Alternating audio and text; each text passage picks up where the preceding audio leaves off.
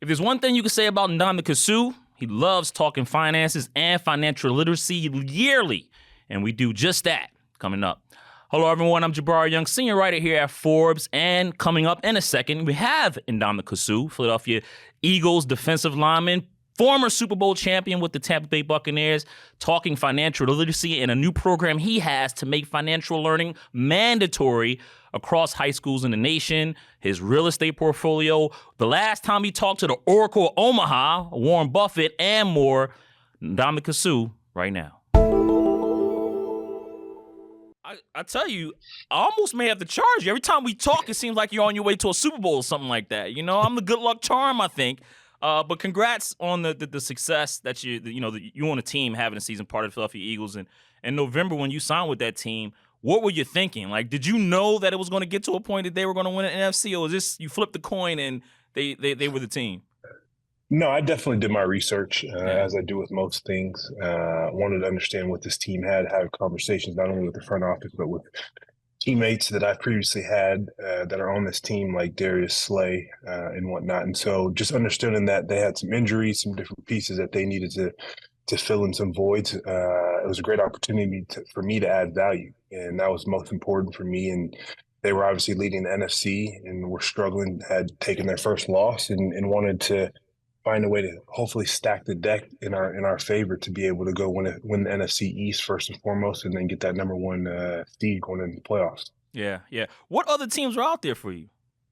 I spoke with San Francisco, almost went there, was very, very close. I got actually the defensive line coach that drafted me in Detroit is a defensive line coach there. So I've always wanted to get back with him, especially since he had come down to Miami to be with me in 2017-18 season, and I ended up getting released. So, but yeah, there's a couple other teams, but those are the main two ones.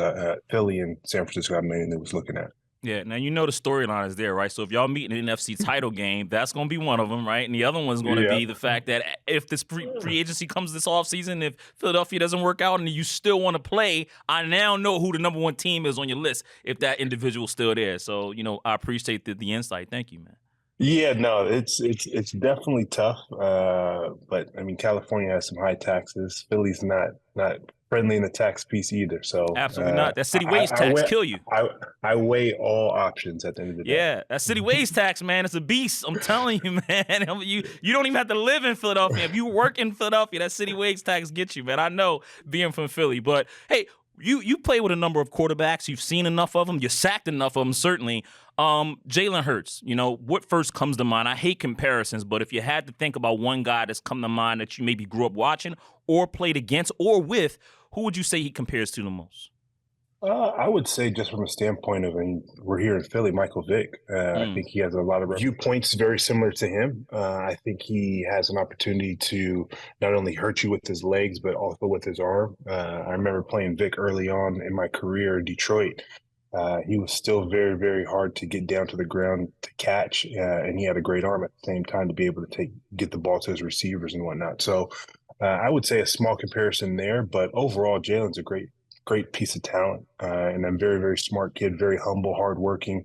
The one thing I love about him is that he's always in the weight room trying to find ways to get better, take care of his body, and then more importantly, he's a great teammate. Who's winning the bench press, you or him? Because, I mean, look, man, the video speaks for itself. If the brother can lift some weights. Yeah, I still believe in, even though I may be an old vet, I'm definitely without question stronger than him. Get back to sports in a minute, man. Last time we spoke, the market was kind of crazy, right? And I know you were talking about, getting into the restaurant business. We'll get into that in a minute. But, I'm glad that you're my first conversation that I'm having video-wise in 2023 because I don't want something to get lost.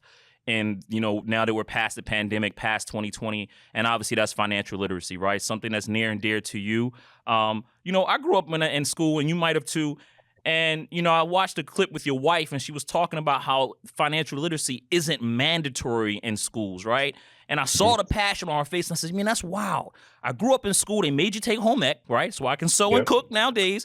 They made you take wood shop. I even took a consumer education class when I was in middle school, but no financial literacy. And you guys, along with Intuit, are trying to change that. Explain to me what's going on with that program and what you're trying to do across the country.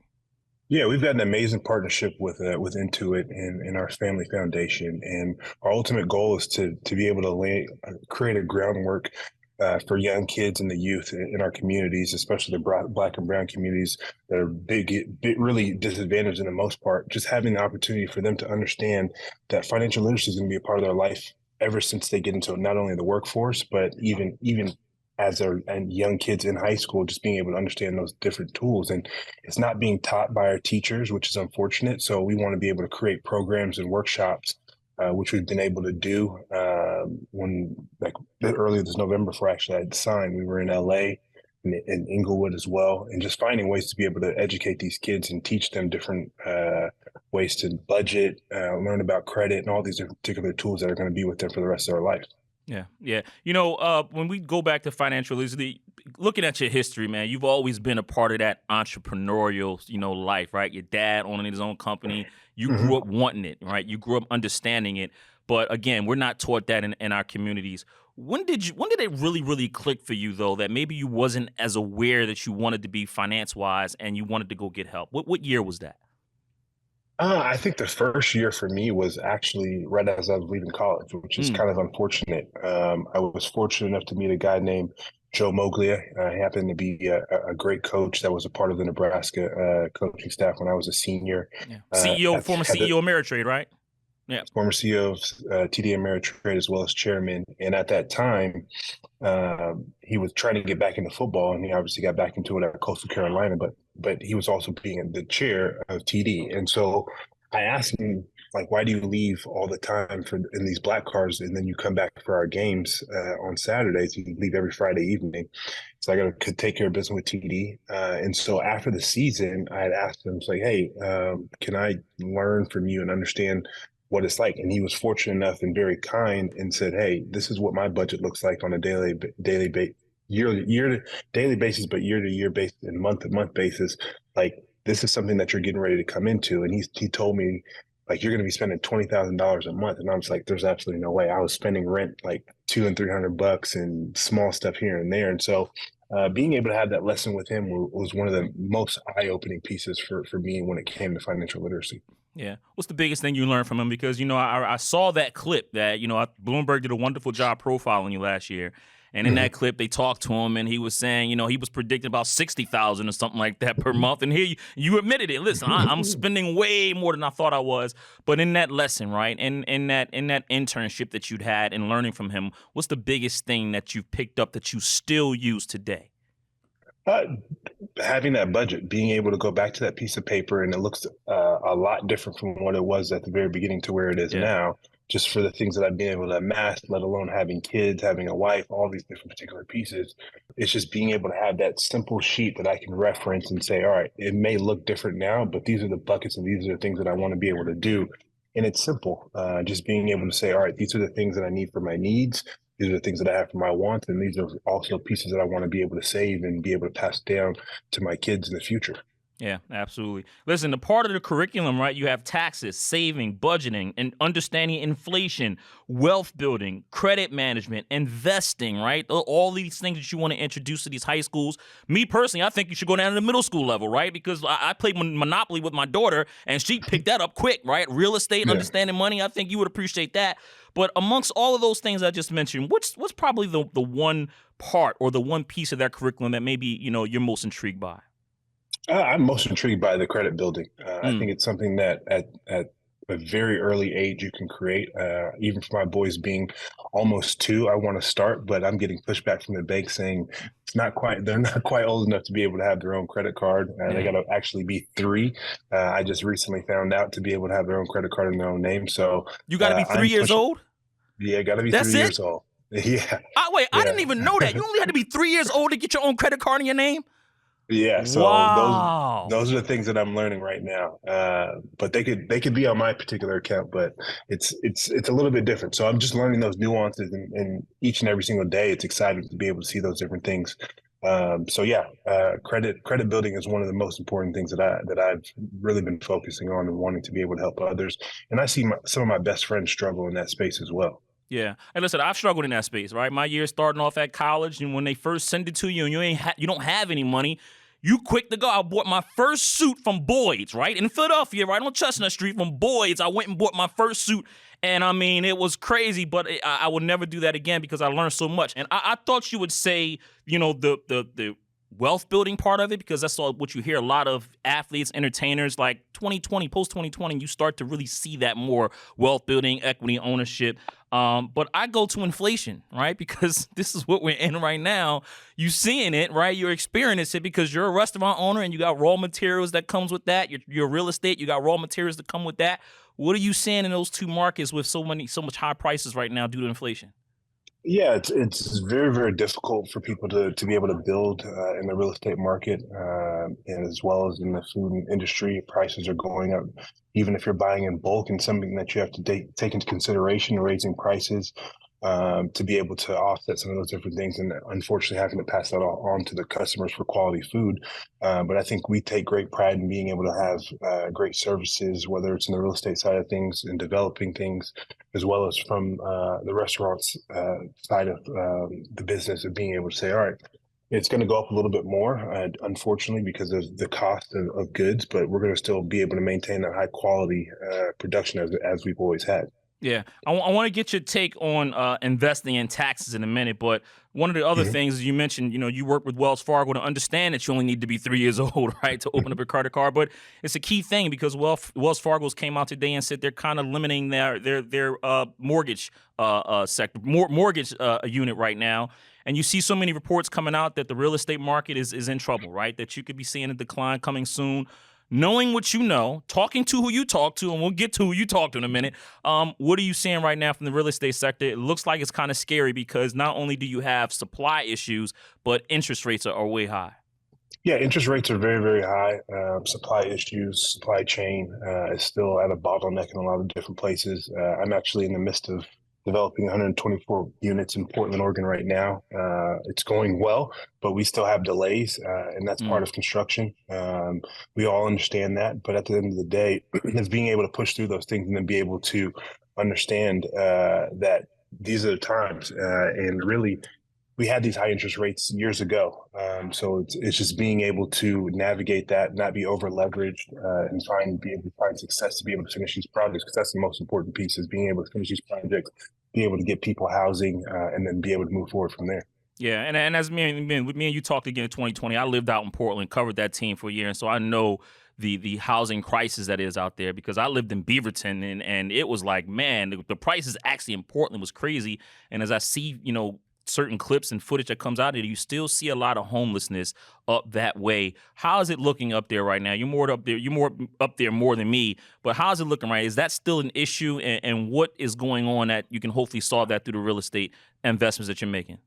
Yeah, so we've been working with a handful of different groups. We're in process with talking with one group I unfortunately can't speak about, but they'll hopefully be able to here in the next couple of months to help the workforce housing initiative that we also pride ourselves on outside of the market rate. When it comes to the homelessness, I think the mayor's doing a really good job of being able to address that and find ways to help them and put them in places. And you talk about Beaverton in the suburbs. Surprisingly, it's been more expensive to live out there than it has been in the urban core. Wow. So you're kind of seeing the inverse throughout the pandemic and people moving outside of the urban core during that period of time. And they're eventually starting to move back. And it's something that I'm excited about, being bullish in the urban core of Portland and saying, all right, when you guys are ready, we'll be ready to house you. Yeah.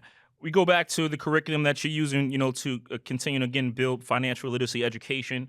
And we talked taxes, and I saw two things this week. One was that California is having a budget deficit.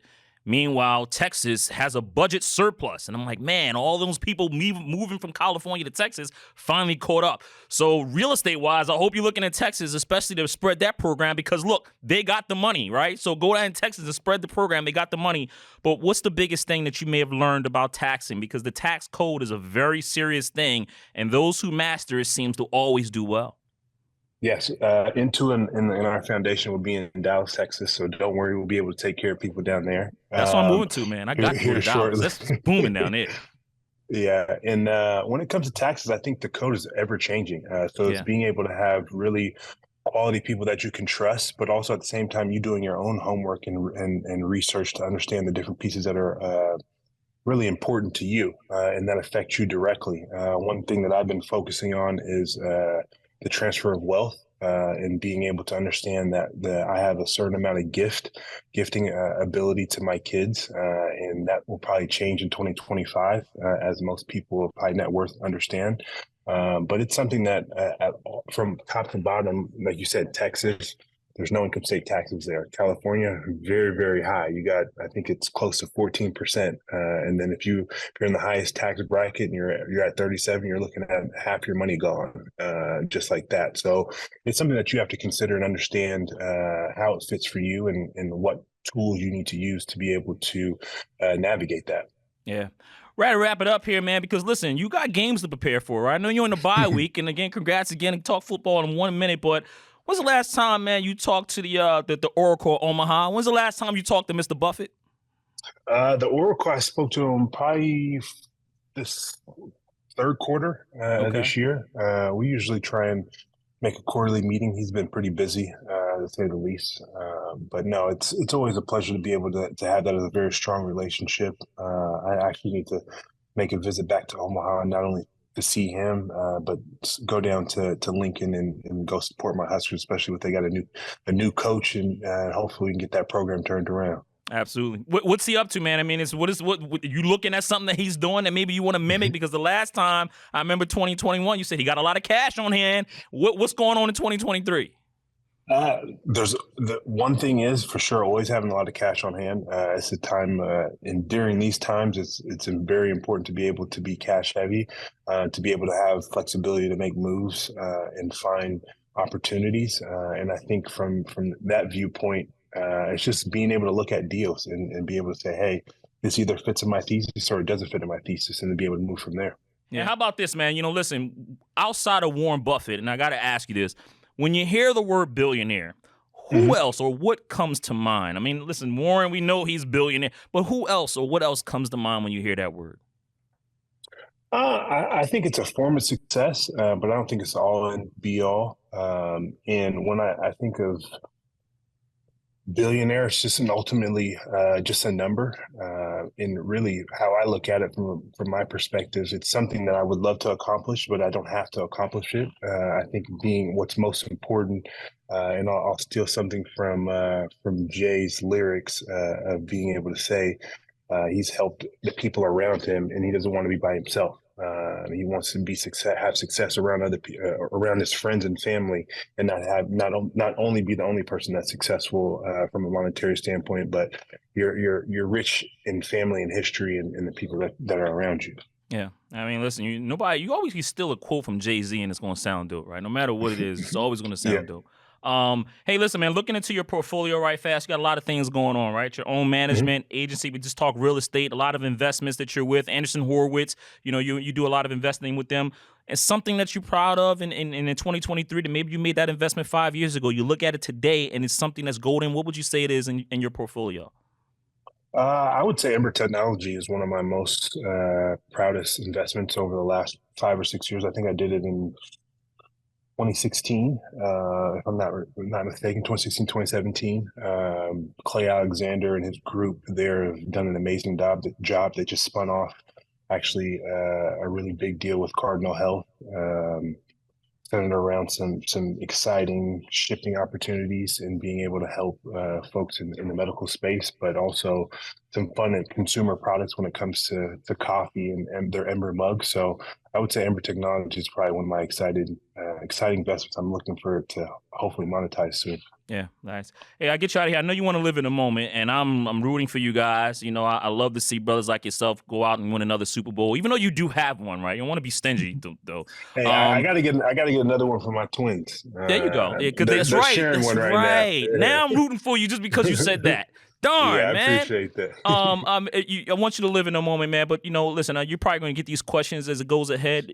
Next year, is it in play? Or this season, I should say. Next year, next season, is it in play for you? 2024 season, 2023 NFL season? There's always an opportunity for me to come back and play. I think it has to be the right situation. But overall, I mean, I'm taking it day by day, and really honestly living in this moment of being able to have number one seed in the NFC, NFC East champions, and the road to the Super Bowl comes through Philly.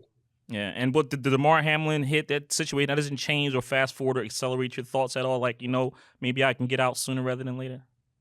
It's something I know is always on my mother's mind. She didn't Yeah. even want me to come back this year, and obviously seeing that unfortunate situation with Damar, it definitely brings thoughts to your heads. But I think at the end of the day, I've got a great and amazing team that takes care of me, and I put in a lot of hard work, and I have the faith that I'll remain safe and continue to work hard throughout this if I want to continue to play. Good. Hey, man, congrats again to the success this season and staying healthy the rest of the way, man, and good luck to you. Now I got to root my uncle and my cousin. I got to root for the Eagles now because of the ring. I usually don't root for teams, but now I got to do it because I want you to get that ring for your Twins, man. And again, I'm 1-0, right? Last time I spoke to you, you won the Super Bowl down in Tampa, so maybe you do want to Philly again. No, that's the goal. You're my lucky charm, so let's go get that Super Bowl and take care of business. Appreciate it. And Ndamukong Suh, man, appreciate all the time. Talk to you soon, man. Thank you. Appreciate it.